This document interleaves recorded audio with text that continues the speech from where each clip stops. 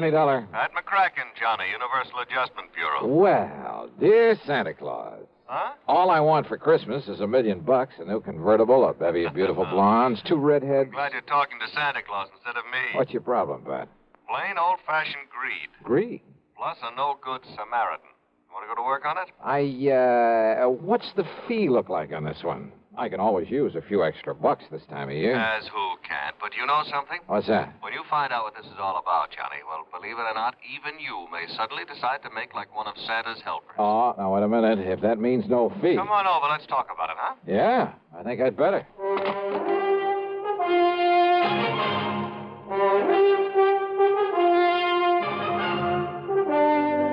CBS Radio brings you Bob Bailey in the exciting adventures of the man with the action-packed expense account, America's fabulous freelance insurance investigator. Yours truly, Johnny Dollar.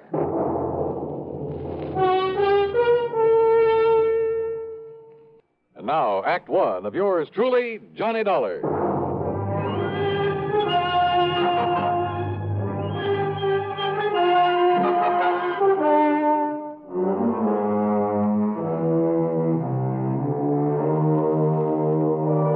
Expense account submitted by Special Investigator Johnny Dollar to the Universal Adjustment Bureau, Home Office, Hartford, Connecticut. Following is an account of expenses incurred during my investigation of the sudden wealth matter. Pat McCracken trying to chisel me out of a fee? Well, there was one way to find out. Expense account item 1, $1 even for a cab to his office. On second thought, just in case, let's call it $1.50. When I got there, Pat got straight to the point. Johnny, as you know, we adjust insurance claims, do a lot of other services for a lot of small companies. So? Well, a good many of them cater to the farming communities. Not only home and property insurance, but they push endowment, the retirement type of policies. Companies like, Amalgamated Life, Trinity Mutual, New Britain Mutual, and so on. I think I've worked for all of them. Well, then you know the sort of clientele they cater to. So what's happened? 2 years ago, out in South Dakota, in a big agricultural area. Just a few days before Christmas? Wow. Now, listen, Pat, Huh? We suddenly got notice that a lot of people in a town near Sioux Falls were cashing in their insurance. Well? Well, then a little over a year ago, the same thing happened in a farming section near Fayetteville, Tennessee. And about 6 months ago at a small town near Macon, Georgia. And these people are not only cashing in their policies, but they were borrowing on their land, hawking their furniture, raising cash any way they possibly could. For what purpose? To invest in the stock market. Oh, well, maybe you can't blame them. Johnny. Own a few shares myself, some AT&T, Sure. GE, some Union Carbide. Yeah, but you buy those blue chips, and through a legitimate broker. Well, doesn't everybody? Not these people. They were handing their dough over to some guy who moved into town and promised to double any money they gave him inside of 3 weeks. Oh, no. That old racket? That old racket. They'd give him $100 to invest for them, and 3 weeks later he'd return them $200? Yes. And when the word got around, everybody in town would start handing him his life savings. Yes. And out of the money coming in, he'd pay off the early suckers. Pay them 2 for 1. So they and all the rest of the pigeons would keep handing him more and more. And then, of course... Oh, sure. As soon as he got a really big bundle in his hands, he'd disappear. Exactly. Oh, brother. One of the oldest, dirtiest, meanest rackets in the world. And the poor, greedy people are still falling for it and getting burned. And the authorities haven't been able to catch up with this guy? By the time they have, he's been gone. And now, the latest series of policy cancellations started coming in only a few weeks ago from a town called Enterprise, New Jersey. Well, then, Pat, there may be time to nab him. I hope so. But why aren't the local authorities doing something about it? Well, the man is still paying off, Johnny. You know, the early investors. You can't nab him for that. Oh, well, what he's really doing, though, is setting up the later suckers for a big killing. Of course. But isn't anybody wise to what he's up to? Who knows? Maybe there are a few who are smart enough to get in at the beginning during the big build-up. Yeah, but they'll get their money back. Why, sure, doubled. But then, when he gets enough new money... Well, aren't the police wise to him? Suppose they are, Johnny. What can they do so long as he keeps paying off as promised? Oh, brother. Of all the dirty, rotten... Well, you want to go look? I sure do, Pat. And you can pay my expense account, but that's all. You know, on account of Christmas or something. I kind of thought you'd feel that way about it. Yeah. I'll be in touch.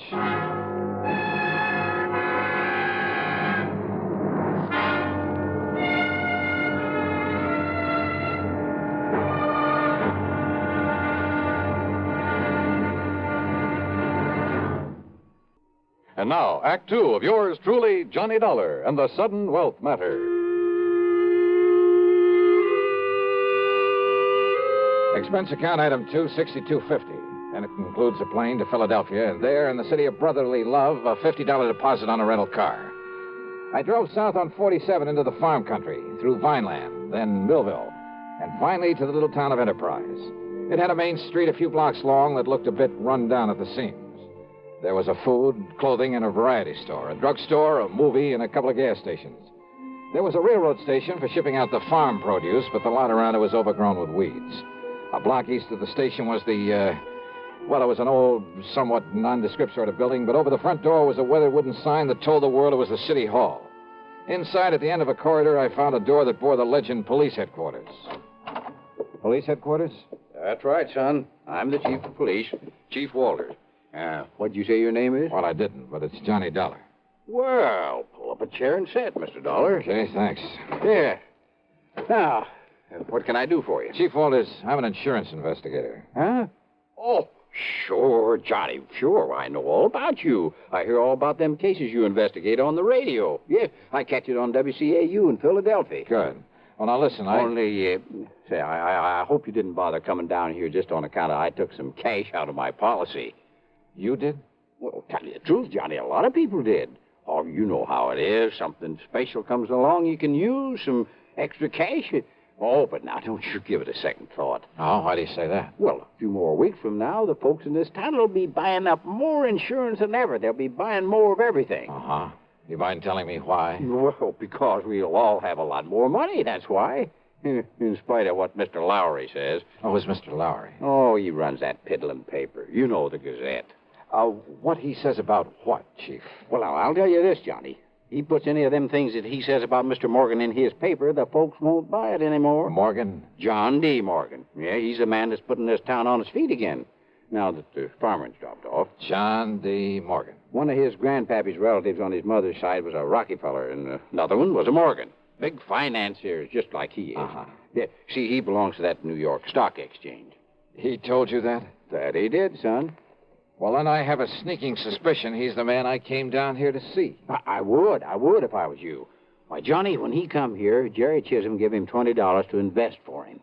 3 weeks, and he give Jerry back 40. Yeah, I've heard about this. And then the widow Pasquale gave him 25. So, 3 weeks later, he gave her 50 back. Yes, sir.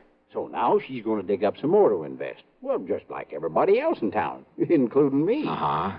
Has he told you why he's being so good to you folks? Yeah, sure has. And it's a mighty fine thing. Why? Well, because it was right here that one of his ancestors got his start. His name was Josiah Morgan. Josiah Morgan? Yes, sir. Back in 1800 something. I see. So he's come here to show his gratitude for the town that gave his family a start. That's what. Oh, yeah. So, Johnny, you just invest everything you can with him, and you'll be glad you did. Where'll I find this John D. Morgan? Over at the Parker house.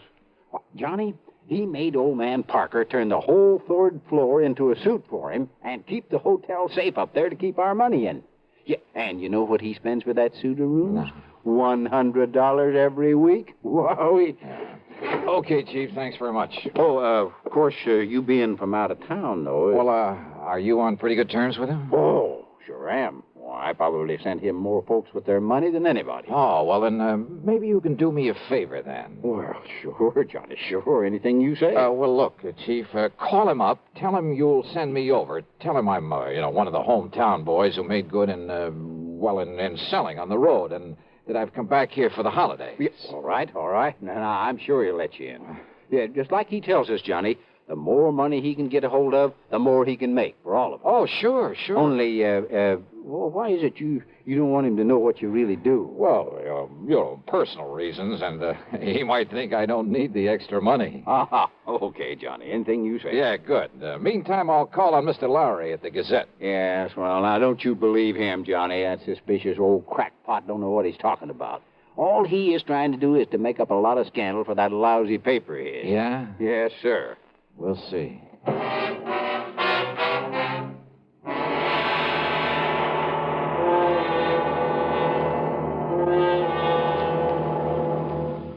Act 3 of yours truly, Johnny Dollar, in a moment. And now, Act 3 of yours truly, Johnny Dollar.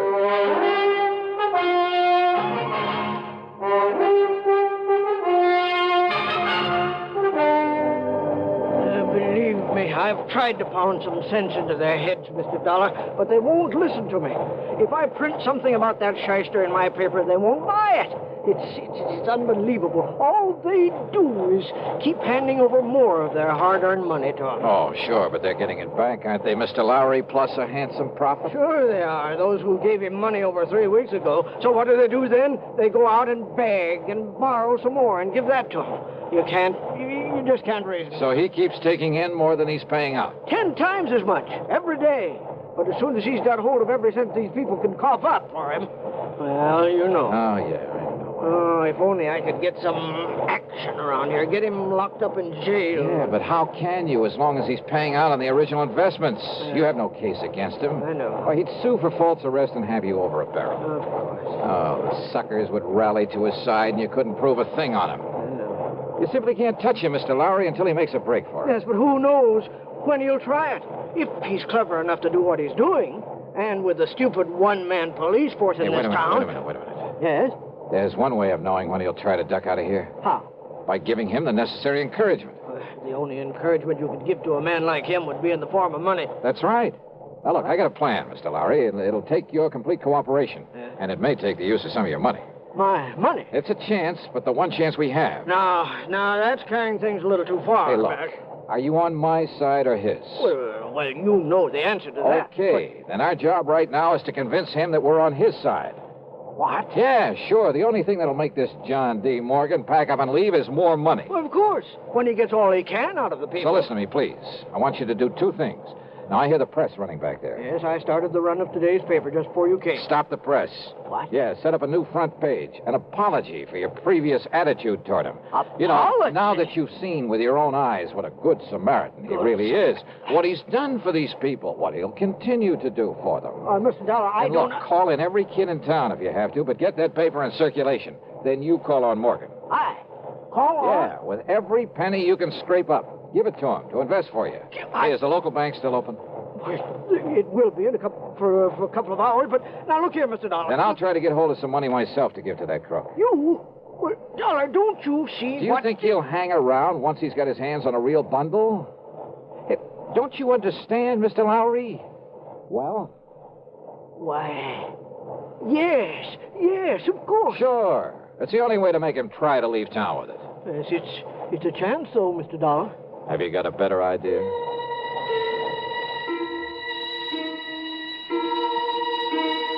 While Mr. Lowry set up a new front page and got the paper back on the press, I went over to the city hall. Under protest, Chief Walters went through the old town records. And when he found no record of any Jodiah Morgan, he kind of changed his mind about John D. Then I spent item 3, $1.50 for a call to the Securities and Exchange Commission in New York. They'd never even heard of our shyster friend. Chief Walters' protest then was because I wouldn't let him go straight to the hotel and slap the cuffs on John D. Morgan. And he is a crook. Lowry over at the Gazette was right. Well, sure, of course he was. But look, if you try to arrest Morgan now, you'll only make trouble for yourself. Until we get proof, we have... Bang that dirty crooked. What can I do, Johnny? Well, I got a plan going, Chief. I'll tell you about it on the way to the bank. Oh, what kind of a plan? Did you phone Morgan I'd be over to invest with him? Yes, sir. Good. And when I said your name, well, he made me repeat it for him. But I didn't tell him who you really are. I mean, what you do. Good. Now, you can help some more by taking everything you have out of the bank. Huh? Sure. To invest with John D. Morgan. What? Come on. I'll tell you what it's all about. At the bank, I laid the whole thing out to the president, a dignified old man by the name of Peterson. He, too, agreed to cooperate. Item 4, then 2.25 for a call to Pat McCracken back in Hartford. $10,000? Yeah, wire it to my account right here at this bank. Now, Pat, immediately. Then you're going to hand it over to that crook? That's right. Well, Johnny, if something goes wrong, if he gets It's away... a chance we got to take, Pat. Well? Okay, Johnny, whatever you say. Attaboy. Now, Mr. Peterson. Mr. Dollar, my own wife has just gone to see Morgan with $5,000 for him. Oh? And if that doesn't, well, I guess flush him out is Yeah, concerned. good. And yet, I wonder. Yes. Well, I just hope we aren't overdoing this thing now. Enough to make him smell a rat, I mean. No, of course not, Johnny. Ain't you seen the Afternoon Gazette? Precisely. With the paper now supporting instead of fighting him, more people than ever have gone there to give him money. Yeah, but if he does get suspicious, I think I'd better go over there and see him. Whatever you say. But until Pat wires me that $10,000... Oh, here, Mr. Dollar. Here's $1,000 in cash. Huh? From my own personal account. And if you need more... No, thanks. But this ought to be enough to convince him I'm sold on him. Hope I'm not too late. Not unless he were to find out who you really are. Come on, Chief, let's... Hey, Yes, Mr. Dollar? how does Morgan get around? Johnny, you mean you ain't seen that beautiful limousine, that brand new... Where does he keep it? He rents the garage back of Miss Goodwin's house on Wood Street, a couple of blocks west of the hotel. Okay, Chief, then I'll meet you at Morgan's hotel room. Okay, Johnny. And don't, for heaven's sake, tip him off about this. I'll go along with the chief. Yeah, do that. I found the Goodwin house on Wood Street. I found the garage and back. But there were no keys in the limousine inside of it. And rather than lose time breaking open the trunk, possibly to find nothing, well, I remembered an old trick I'd used once before. Then over to the hotel and up to the third floor. But instead of John D. Morgan, I found half the population of Enterprise milling around in it. I had to force my way through to where Chief Walters and the banker, Mr. Peterson, were standing in front of an old-fashioned open safe. Too late, Mr. Dollar. We got here too late. What? Don't you see, Johnny? He skipped. He's already skipped out on us. Must have got wise to you. I had the chief order Mr. Parker to open the safe and look. Look at what everybody who came in here thought were bundles of money. Their money in it. Wads of paper with bills on the outside to make them look Dollar, listen to me. Yeah, Mr. Lowry. These people feel that you were responsible for this. Me? And after making me give my last penny to him a while ago, Dollar, I can't help wondering myself. Oh, now look, use your head. Listen to me, listen. All right, I'm listening. Well, doesn't anybody know where he went? He must have went out the window in the back room when he seen me and Mr. Peterson coming. The back window, huh? Okay.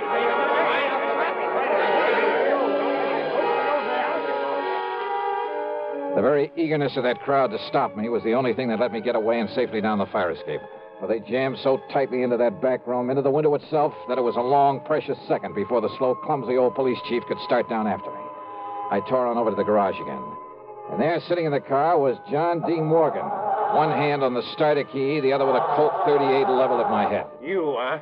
I might have known you'd done something to my car when I saw you leaving this garage for the hotel a few minutes ago, Dollar. Yeah, that's right, Morgan. I took the rotor off the distributor. Then put it back quickly, or so help me, Dollar. Sorry, old man. It stays right here in my pocket. And you give me no choice.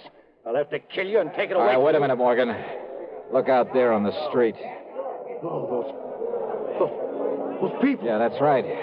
And I don't think they like you anymore. You see their faces? Not very pleasant looking, are they? Oh, no, let me. Oh, help me. They'll kill me. Maybe. You had their money for them? But yes, it's in the trunk of this car, all of it. Then you'd better open it up and be ready to give it back to them. Yes, tell them I will. I'll give it all back, all of it. After you let me have that gun. What? Come on. I'd hate to think of what they might do if they saw you waving that thing Oh, around. here, take it, please. Okay. Now get out and open up that trunk for him.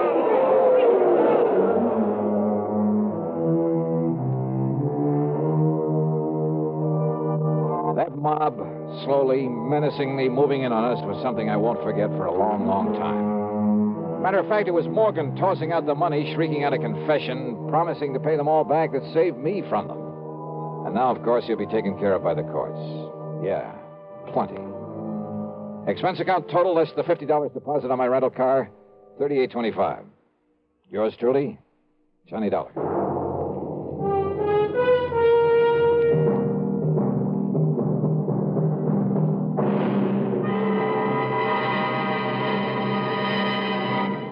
Our star will return in just a moment.